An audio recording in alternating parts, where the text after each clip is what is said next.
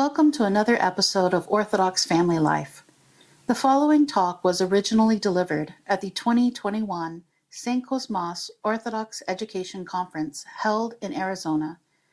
To find out more information about the St. Kosmas conferences, please visit stkosmas.org. Honing your craft: how skilled work creates balanced teens. Many of us begin our homeschool journey full of hope and energy. We read some books or attend a homeschool conference, and we get a pretty good grasp on what we're doing in the younger years. With some trial and error, we find out what works for our family. We hit a groove. Then our oldest child starts acting different. What was working before maybe isn't working so well anymore. The child might become restless or emotional or quiet. You don't really get what's happening. Welcome to the teen years. The teen years are a whole new ball game.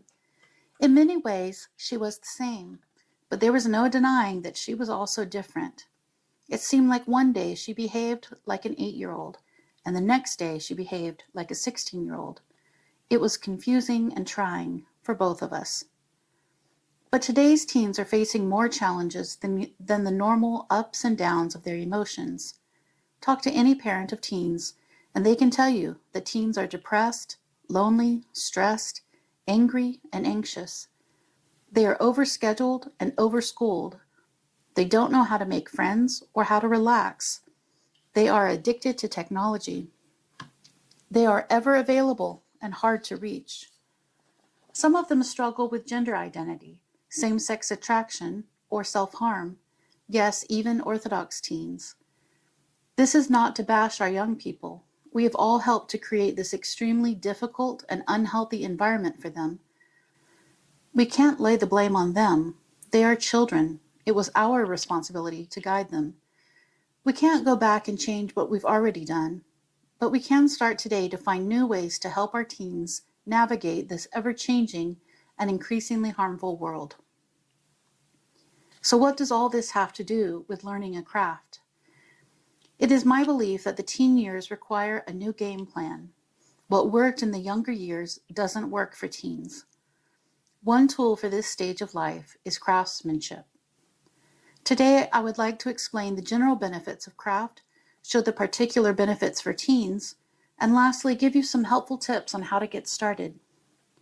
Teens today are in crisis, but craft can encourage your teen to develop some healthy habits and attitudes that will assist them in this increasingly hostile world. So what is craft?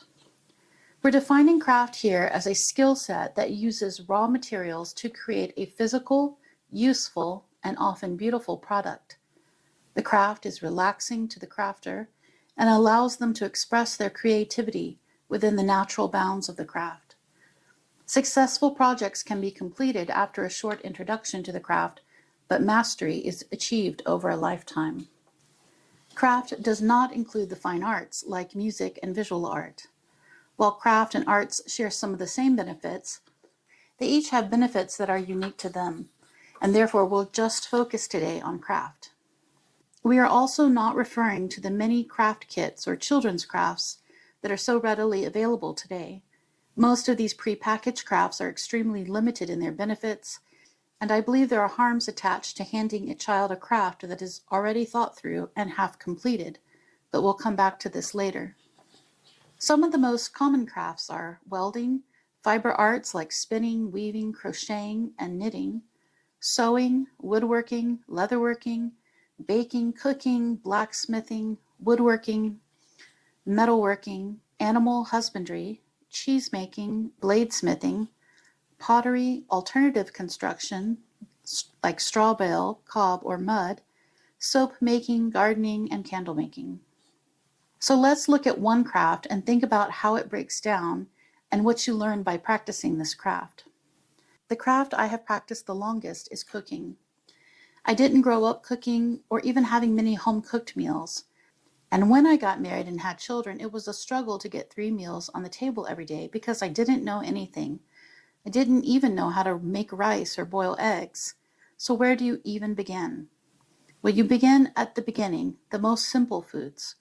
So I learned to make pasta, No, not handmade pasta, like how to boil and drain pasta, and I moved on from there. How to cook ground beef, how to fry an egg, how to make crepes. Over time, I learned each ingredient is unique. It has its own signs of freshness. It has its own season when it's harvested, and it's at its peak in taste and nutrition. Each food has a particular way of storing it so that it lasts the longest and retains that nutrition. Every food has a variety of ways to prepare it and many ways of cooking it, each with its own set of steps. So there's a lot to learn about each and every ingredient. And you have to learn the tools of your craft. What is a frying pan or a stock pot? What's the difference between Teflon, stainless steel, and cast iron? And how do you clean each of these? You must follow safety procedures like sterilizing any surfaces that come into contact with raw meat or not letting shellfish set out unrefrigerated. You have to know how to use a knife safely, how to keep it sharp. There is so much specific knowledge about the tools of cooking. And then there are the methods of cooking, how to saute versus how to fry, blanching and boiling. You learn how to make a white sauce and then variations on that sauce. It's the same method, but it's tweaked a little bit in its spices or thickness. You learn that roasting things intensifies the flavors, while over steaming a vegetable robs them of their flavor and they get gray and mushy. At first, you always follow recipes, and then you start to notice patterns. Saute a chopped onion in oil until translucent, then add celery and carrots. Remove them from the heat, then add the milk while whisking. Or you start to notice that certain herbs always go together: basil, garlic, and rosemary, or cilantro, chili powder, and cumin. The longer you cook, the more bits of information you internalize, right? No one has to remind you to heat the milk gently or it will curdle. You just know it. And then one day you take all these little bits of knowledge that you own and you innovate. For example, let's say you've made a pizza with red sauce, noodles with a white sauce, and roasted mushrooms before. Could you make a pizza with white sauce and mushrooms? Sure you could. You just have to work through all the steps in your mind. Should I pre-cook the mushrooms or put them on raw? What cheese would pair well with the mushrooms and the sauce? What herbs and spices would go best? What other vegetables would go with that flavor profile? After this process of integration and innovation happens over and over, you find that you no longer need recipes. You have a large database of knowledge and have developed an understanding of how food can be combined successfully. But that's actually not the end. You could go on to learn to create your own ingredients. You could grow heirloom mushrooms and make sun-dried tomatoes in oil. You could master the different types of cuisines like Greek, Mexican, Romanian, or Middle Eastern. And then there are the special diets for autoimmune protocols, raw food, paleo, keto, and vegan. I started cooking at 23 and I'm 48. It took about 20 years for me to develop my craft to the level that it is today. Those early days of cooking were very difficult, and I had the added pressure of feeding a quickly growing family. Imagine if I had begun my craft at 15 or 10. What a gift that would have been for my family. So that was the technical side of what you learn in a craft. That's the part that is specific to each craft. What are the tools, the ingredients, the methods, the variation for each craft? And we can dissect each craft in this way. These are the skills that I call the hard skills. But there's another side, the soft skills. What working at a craft, any craft, can teach you. These are the habits and the attitude that craft encourages. And these are the benefits that I'd like to focus on today. So let's start with the benefits of craft in no particular order. Number 1, crafts help teens stay connected in their ever-growing bodies. We often forget what it's like to go through puberty. Our bodies change from a child's body to an adult's body. While this process is natural and good, it's also very scary and unnerving for a child. They were comfortable in their child body, but now they're clumsy and self-conscious. Working in a craft requires coordination and familiarity with your body. It gives them a space to practice moving their ever-changing arms and legs while no one is watching. This may seem small, but remember, your son is hyper-conscious of the physical changes he's experiencing, and he feels that others notice it too, even if they don't. They need time to get used to or stay acquainted with their bodies. Sitting at the computer or texting on the couch does not help them become comfortable in their own bodies, but working with a craft does. Number 2, craft makes you an active participant in your learning. American children are coddled to the point of becoming useless. From the very beginning of school, they are given work that is below their level. Children's art projects are a great example. They are often handed a stack of paper, already cut out to pre-designed shapes. The child is only asked to glue it together exactly the way the teacher says how. Then the child is praised for what they created. But what did the child do? Nothing but follow directions. There's no ownership, there's no creativity in this type of project.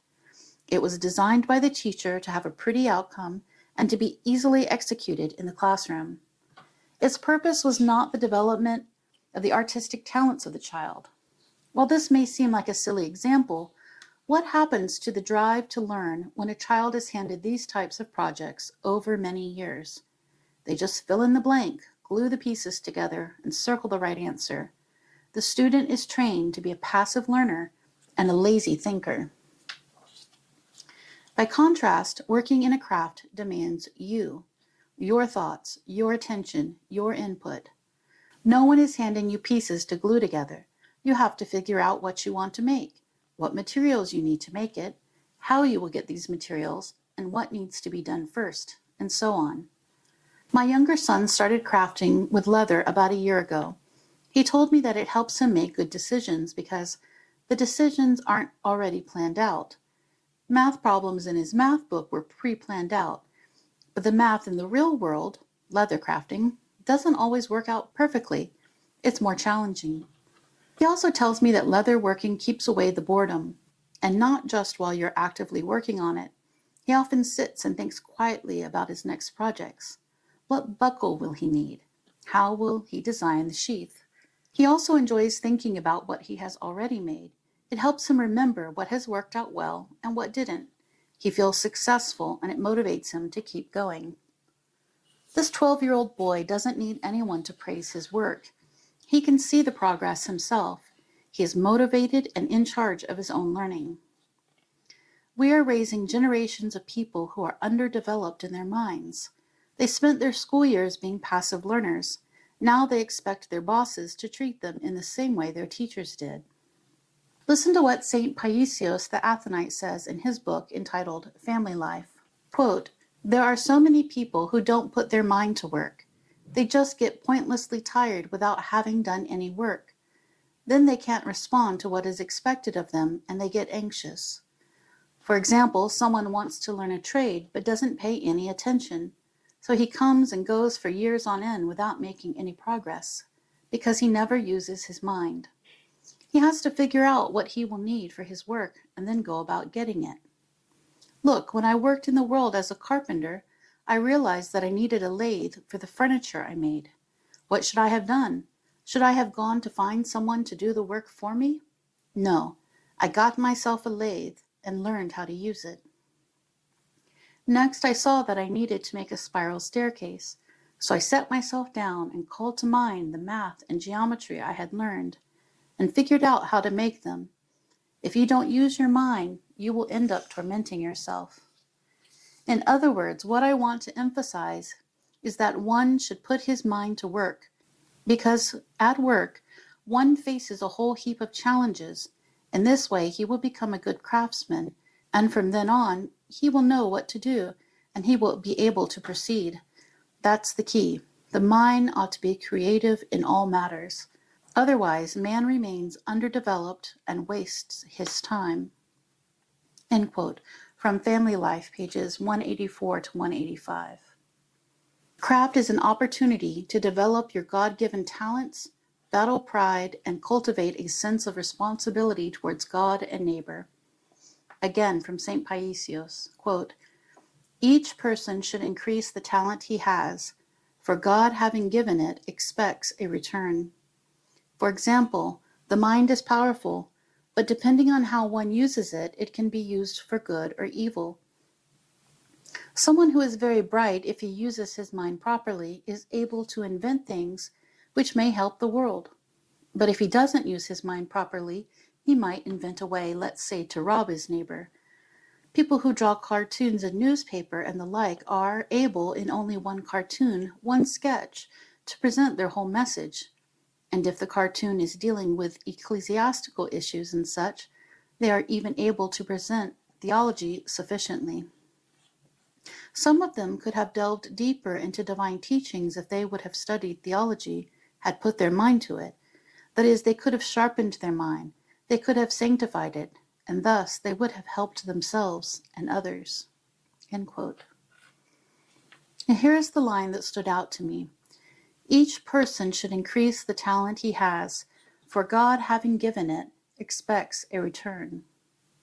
So, God gives talents, he expects a return, and therefore we have a responsibility to increase our talent.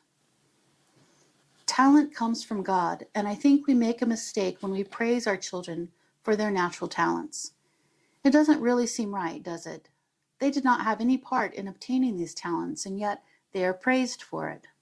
This encourages the child to be prideful, when instead it should be an occasion to glorify God, the creator and bestower of the talent. Father Savas Agiritis, who is a monk in the monastery of the Holy Trinity, discusses this in his talk available on YouTube.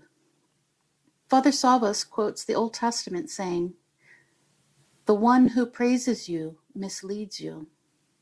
He goes on to say, "Whatever thing we do, meaning something good, is it us who do it, or is it the grace of God? I think we are all Christians here, and we believe in Christ, right? Then what does the Word of God say? Christ clearly says, without me, you can't do what's next?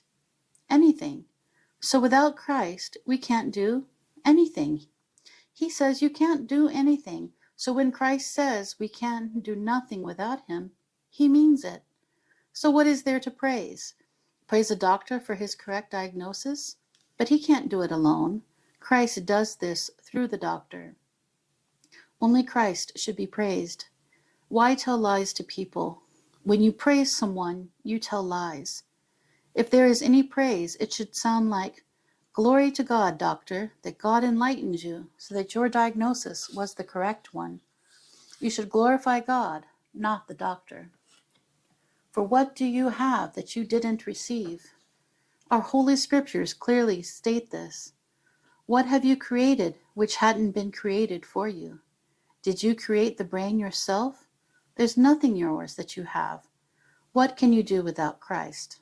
Therefore, praise should be avoided in all cases." End quote.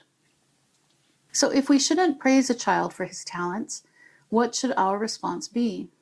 We should instill in them a sense of responsibility for these talents. God gave you these talents, and he wants you to develop them and to glorify him through them. And we should teach the child that he will be accountable for what he has done with what God has given him. Not to scare him, but to remind him that this talent was freely given to him, and he has a responsibility to thank God for it. But how can a child give these talents back to God in thanksgiving? By using them to glorify him and to humbly help the people around him, his family, his church, his neighbors. Can your little gardener pull weeds for a neighbor or deliver some vegetables? Can your daughter knit a blanket for an old granny at church? Can your son do some light repairs for someone in need? As Christians, these types of things should be a regular part of our lives. We should always have our feelers out ready to give from what we have, not just materially, but what we have of our time and our talents. And this leads us to our next point. Number 4, crafts allow teens a way to be a contributing member of the family and community. We often do not expect enough of our teens. They are capable of much more than just taking out the trash, washing the dishes, and walking the dog.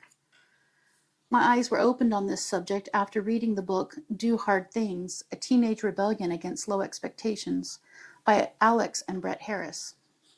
This book gives a picture of what teens were like in the recent past.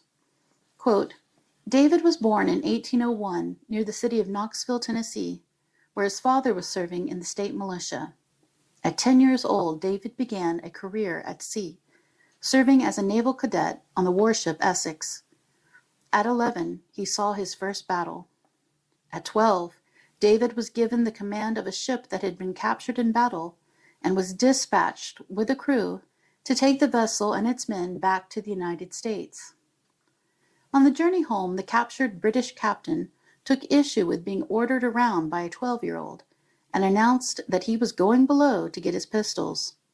Out of respect for his position, he had been allowed to keep them.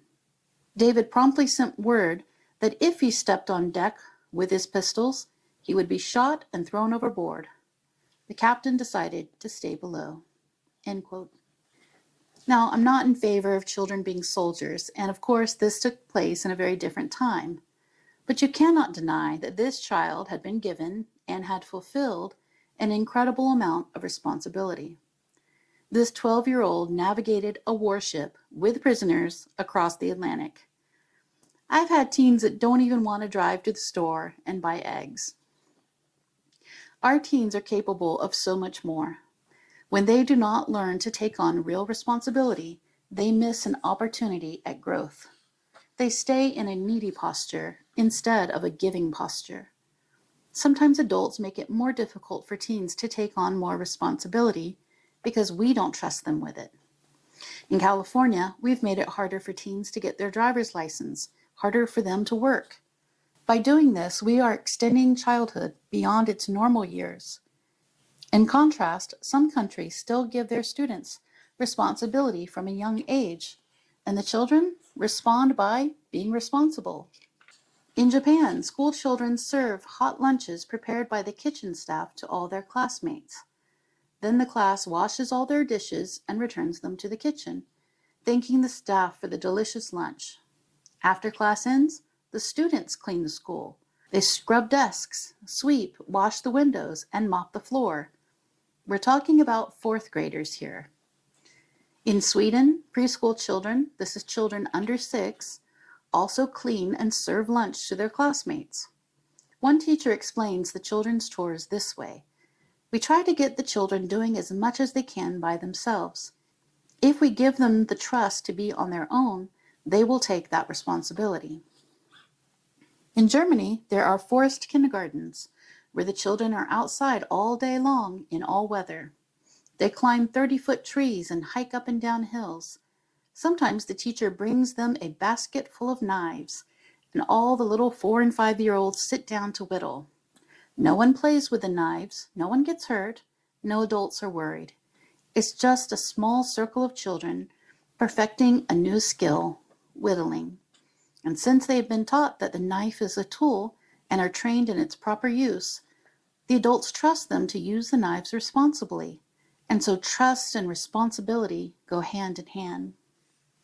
A teen who is trusted with real work will feel that he is needed in the community. He will have a sense of his own usefulness and of his responsibility. Our oldest son learned to weld. His first project was a go-kart. Eventually, he moved on to building animal feeders and fixing fences and designing and building a box scraper attachment. Finally, he rebuilt the go-kart into a rover with a small bed. Now he is teaching other boys in the neighborhood how to weld, and together they work on projects for other neighbors. Our family and many neighbors now depend on him to be able to fix or build things for us. He hasn't only learned how to be responsible, he has found his place in the community. Number 5, craft promotes focusing on one task. With the rise of smartphones, multitasking has become ubiquitous. People are on their phones all day, jumping between Facebook, email, the news, YouTube, homework, texting, and Netflix. This constant jumping from one thing to the next has had an impact on the way we think. Our thoughts, like our attention, are disjointed and distracted. It has become impossible to focus on the task right in front of us. Here's what Father Savas has to say about multitasking. Quote, "It burns the brain because this isn't how man was made to function. Man was made to live a simple, quiet, humble life, his brain concentrated so as to have the ability to commune with God. Because when your brain is scattered, you can't find your own self. Then you can't find anyone else either, be it God or your neighbor. And you can't commune with anyone because your own self isn't with you. Your own self is somewhere else. It's absent. End quote. Many feel that multitasking is the only way to keep up with modern life. But the research clearly shows that people are not actually multitasking, but quickly shifting between tasks. This shifting causes poor performance while at the same time often increasing the feeling of success. When my thoughts are scattered and I'm juggling too many activities, I am definitely less productive. I jump from one task to the next, not really finishing either well, and not making much progress. But if I slow down and I just focus on one activity at a time, then I end up accomplishing the task and more. This should be obvious, but it is no longer our daily experience. We have built an entire culture around organized distractions. When you pump your gas, a screen plays a video on healthy cooking. Conversations are interrupted by phones buzzing as text after text are received. If you try to read an article on the internet, ads pop up and text jumps as you scroll, and a video plays off to the side.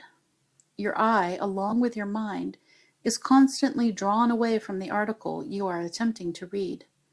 In fact, research now says that most of us are having difficulty reading a book because we have become accustomed to being interrupted while reading online. We are losing the ability to focus on reading long enough to follow a complex idea.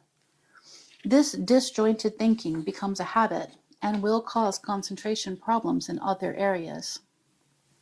Father Maximus Constas, in his talk Prayer, Technology, and Distraction, which is available from Patristic Nectar, says, quote, multitasking is a societal virtue now, but I see it as just more fragmentation. Because our ever-diminishing attention spans, you've got to constantly be shifting the kaleidoscope of phantasmagoria of images, lest we wander away from the screen for a minute and the advertiser lose all their money. The result of this distracting nature of media is to scatter our attention, diffuse our concentration, and to blunt the quality of our awareness and perception. In contrast, craft demands your full attention. You must be fully present to get the job done. If you are grinding metal, sparks are flying, and you have to pay attention to what you're doing because you could start a fire. You can't stop and answer a text. You've got earplugs and safety glasses and gloves. You can't just stop and start using your phone. If you're sewing, you can't take your eye off the guide marks on the needle plate. You can't look away at all, or you will sew crooked. So you certainly can't text and sew, or text and cut cloth. You can't really text and do anything else. When you practice a craft, you are developing the habit of attention. And once you can attend, then, as Father Salvas says, you can commune with God and your neighbor. Craft redirects time spent in the online virtual world to time spent in the physical real world. Every minute your teen spends doing a physical craft is one less minute they are tempted to be online. The benefits of shifting time online to time working on real material projects are vast, and they fall into two general categories: benefits of less online time and benefits of practicing craft. Well, since the entire talk is focused on the benefits of craft, let's focus here on the benefits of less time online. The internet is a powerful tool, and we forget that. It is a tool, and it is powerful. Tools are not toys or entertainment. They are meant to help with a specific task, and when that task is done, they should be put away. So look up your very important thing and turn it off again, because the internet is powerful. It will suck you in. It is designed to keep you there. YouTube will automatically play another video that you may enjoy, and another, and another. Do you know the average amount of time an American teen spends online every day? CNN reported in October of 2019 that the average amount of time teens spent online was over 7 hours a day. That's not including time spent on homework assignments. This is the average, which means some teens are spending much more than 7 hours a day online. And what exactly are teens doing online? Most are on social media: Facebook, YouTube, Twitter, TikTok, and Instagram. Laying aside for a moment the concerns about what your child will be exposed to online, like pornography, let's think about the nature of social media itself and the habits and the attitude that it encourages. In 2014, CBS talked with some sixth graders about their online lives and asked them their thoughts on Instagram. Here are some of the quotes. Quote, "On Instagram, people can comment on your photos like, 'Oh, you look really pretty,' and stuff like that. It gives you a good feeling when someone likes the picture. I like it when people like my pictures, and it makes me feel really good." These children are describing how they feel when someone likes their post. But what is really happening? When you get a like, your brain releases dopamine. Dopamine is associated with pleasure. It is a similar experience to gambling. You don't know if you will win, and so you keep trying until you win, and then you do get this rush of dopamine. Similarly, you don't know if anyone will like your post. You post something, and then refresh the page every minute to see if anyone liked it. Oh, 10 people liked it. Now 25, now 100. It's exciting and very addictive. You feel accomplished and validated. But do we want our kids to feel validated by likes? Do we want them to have a sense of accomplishment based on what others think? If we compare this with craft, it's the total opposite. They get validation because they like their project. They appreciate all the work that went into it, and they have a sense of accomplishment. You don't want them dependent on external praise to be happy. In addition to a concern about addiction, we should also be concerned about a growing lack of empathy in young people.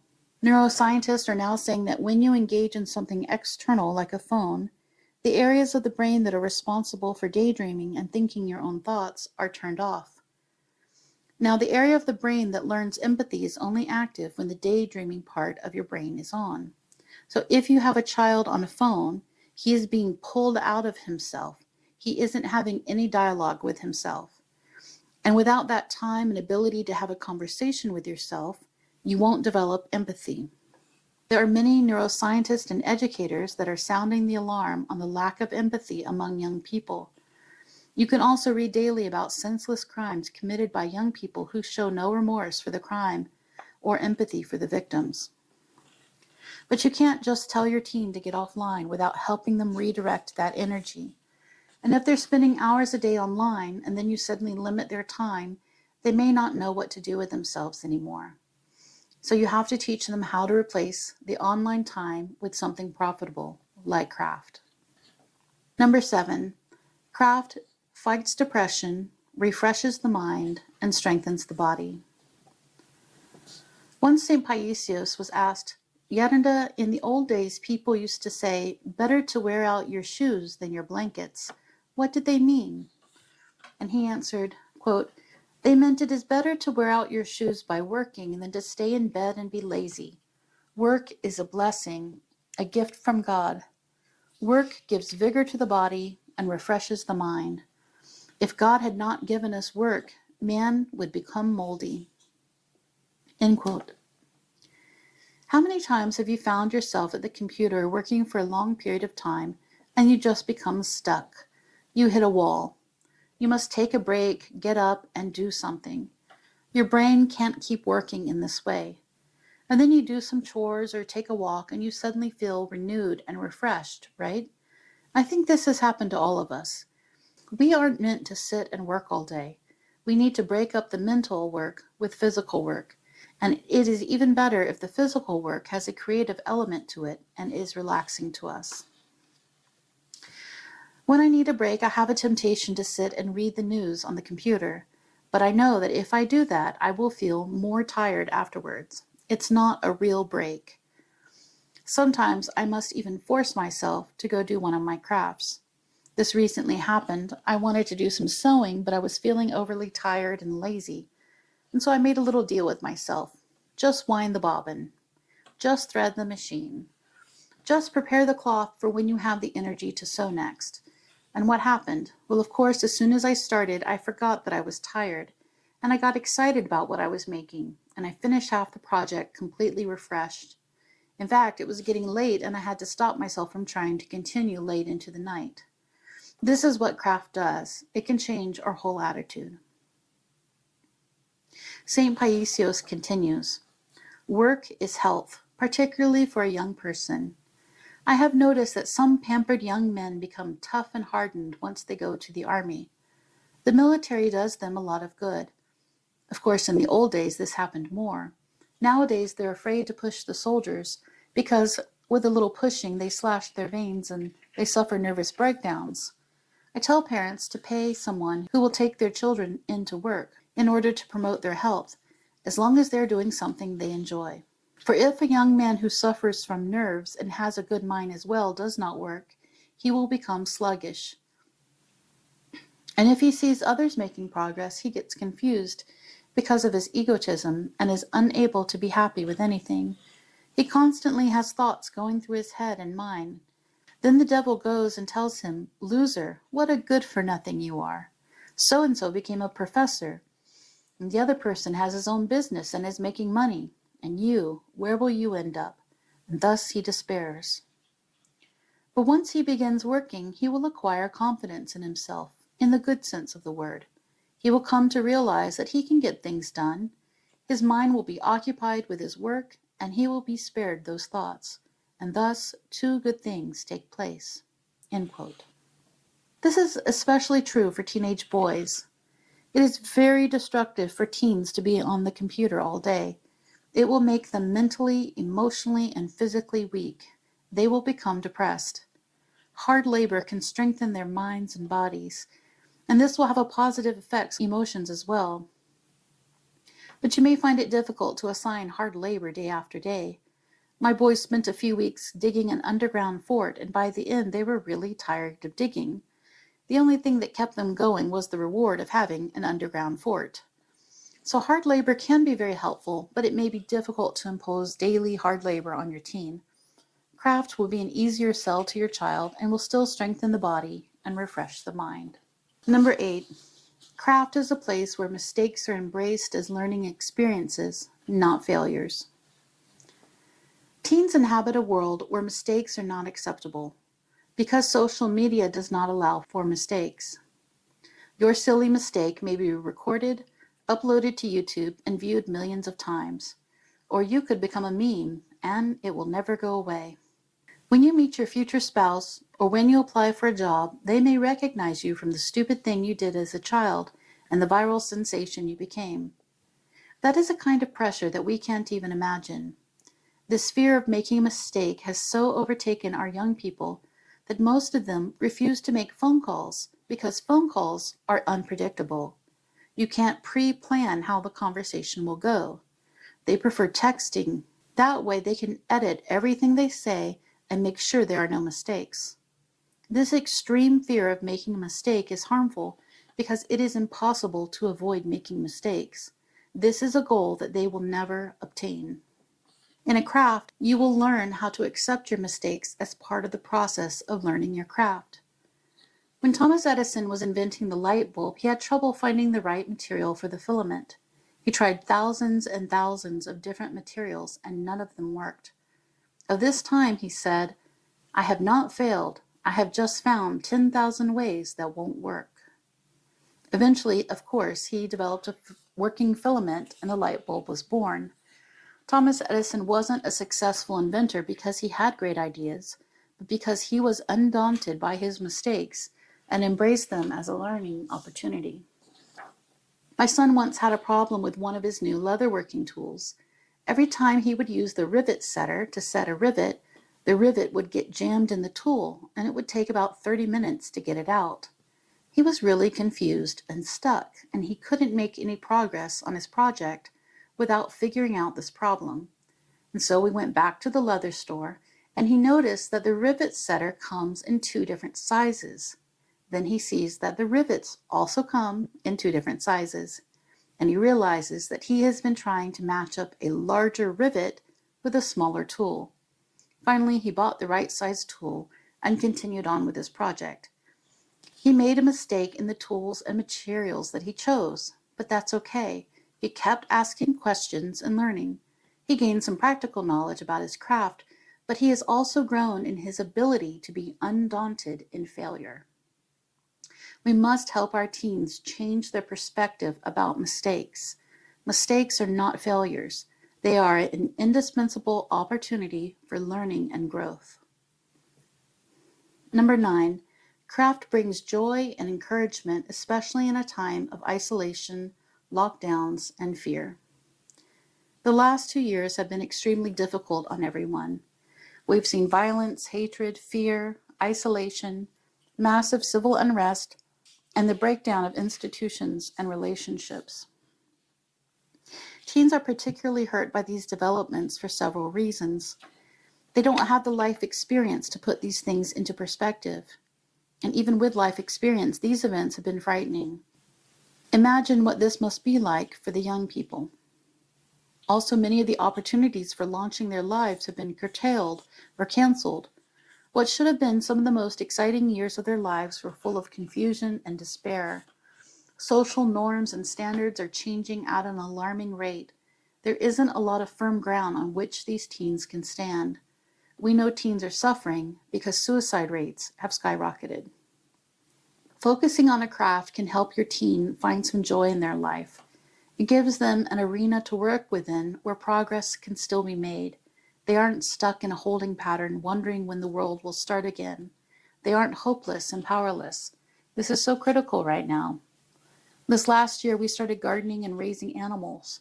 Working in my garden gave me something concrete to do in response to all the stress I was feeling from the turmoil in the world. It focused my concern into a productive outlet. I joked with my husband that every time I read the news, I bought more vegetable seeds. I'm not just sitting back and worrying what will happen, but I'm doing something. Individually, these things are interesting to me, but the added bonus is that when I get stressed out about the state of the world, I turn off the news and I refocus on one of my projects. Of course, you should pray too, but it's a lot easier to pray while gardening than while reading the news. Which leads us to our final point. Number 10, craft creates a space for the Jesus prayer. It is with great uneasiness that I tackle this final and most important point. They say you shouldn't talk about things that you don't know about, and I would choose to remain silent here, but the advice of others is that I should not neglect this topic. Ultimately, if you practice craft and reaped all the benefits I have discussed, but did not gain this one, then your labor would be in vain. Craft's main benefit is to create a space to practice the Jesus prayer. We need to push the noisiness and the busyness of the world away and create quiet space in our lives that is conducive to prayer. We see this in the lives of the Desert Fathers. They would flee the world, and then in the quiet, they would pray all day and night, even while making their handiwork. Your family can do this too. As a family, you can flee the world as much as you can, and when you have created the necessary quiet, pray. Our family was greatly influenced by visiting monasteries and seeing the monks and nuns praying out loud as they worked. In everything they do, you can hear them. Lord Jesus Christ, have mercy on me. Lord Jesus Christ, have mercy on me. They make it look easy, but I have found trying to cultivate prayer is difficult. If you find it easy to teach your children to pray, then God bless you and pray for me. But if you're like me and you find it difficult to pray, don't despair. Bring your children to the feet of holy people, and together you can learn. The Jesus prayer is what really combats all the detrimental effects of the world. It is really this prayer, this communing with our Lord, that will bring wholeness to our children. Craft only creates the space in which to pray. I'd like to close this section on the benefits of craft with a quote from Proverbs. The soul of a lazy man desires and has nothing, but the soul of the diligent shall be made rich. For Orthodox people, you can't separate physical, emotional, and mental health from spiritual health. They are connected. If we allow our children to be lazy, physically, emotionally, mentally, they will desire and not be filled. they will be spiritually poor. But if we can teach them to be diligent, and most importantly, prayerful workers, then they will be rich in their souls. So let's go over some practical tips to help you and your teens start a craft successfully. Number 1, let them know that you want them to develop a craft, but that they get to choose what the craft is. It is very important to allow them this freedom to choose what they want to do. This is their thing, not yours. Number 2, allow for some experimenting. They may not know what they want to do at first, so give them some time to research and to try the craft in a few small projects. This is where a quality craft kit or a short class would be helpful. They can't be expected to commit to a craft long term if they've never completed one project. Number 3, start small. If your teen chooses crocheting, don't make a king-size blanket with a complicated pattern. Make a simple scarf and build from there. You are looking for a small but quality project. You want them to feel successful and motivated once the project is completed, not defeated. If you attempt a project that is too big or too complicated, then it's unlikely to be successful. Number 4, utilize the talents of others. Maybe your teen wants to start an expensive craft like welding, but you don't own a welder and you don't know how to weld. Then look around in your community and find someone who does, someone who would also be a good influence on your teen. Many of the older people in our parishes and communities are lonely and do not feel needed. It would bring them a lot of joy to talk with a young person about a skill they love. We have to stop thinking that we must personally provide these things to our children. I can't teach welding, but I can teach cooking or knitting, and maybe you could teach welding, and someone else could teach woodworking. We need to think more communally. Number 5, don't overly praise them, but be interested in the project. Our kids know when we are laying it on thick. I learned this the hard way.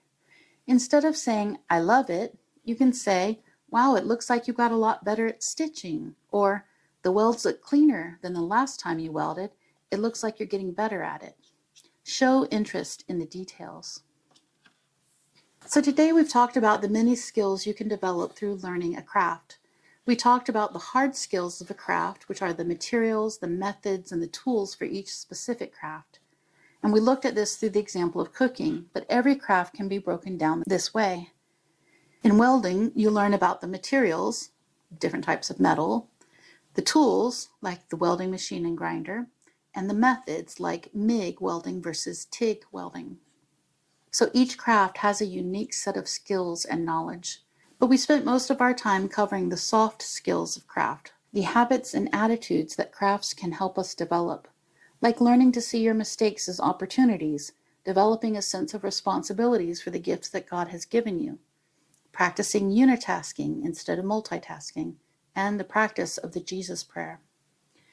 These are the habits and attitudes that are so desperately needed by our teens today. The world is sending 2 messages to our teens. One message is that teens should be hyper-focused on their academics, mainly for the purpose of college acceptance. At an increasingly younger and younger age, teens are pressured to not only achieve high grades, but to also round out their transcripts with competitive sports, music lessons, science camps, AP classes, dual enrollment classes, volunteering, and more. Academics are important, but we need to keep them in their proper place.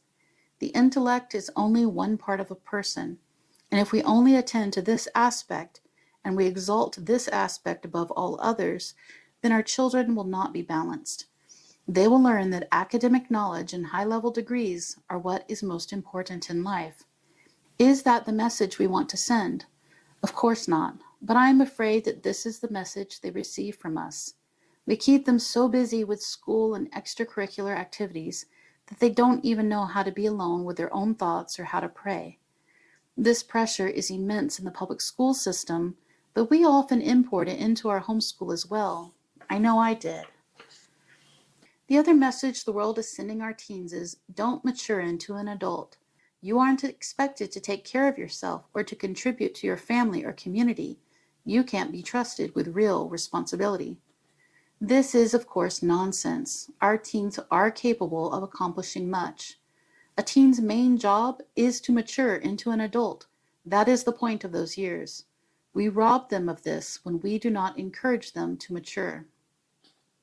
These two messages, hyper-focus on academic development and don't mature, along with the widespread internet addiction, are causing our teens to be very imbalanced.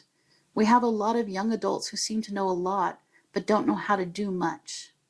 Many of these people are spiritually impoverished as well. It was the opposite in past generations. Young people had very little schooling but were extremely competent in practical skills and knowledge. Our grandparents and great-grandparents were able to accomplish so much with relatively little material wealth and education. Many of them also had robust spiritual lives. My hope is that more parents will encourage craft as a useful tool for regaining some balance in their teens' lives. Of course, it's going to take more than craft to truly help our children. It will take lots of prayer and the grace of God. This is our God-given craft, parenting. He gives us these children, and it's up to us to struggle and to pray and to do all we can to guide them, to pour our being into our children, to give our life for them day after day, to teach them to pray.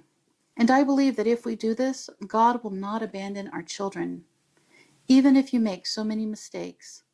I've made a lot of mistakes, but God has made up the difference for my shortcomings in my children's lives.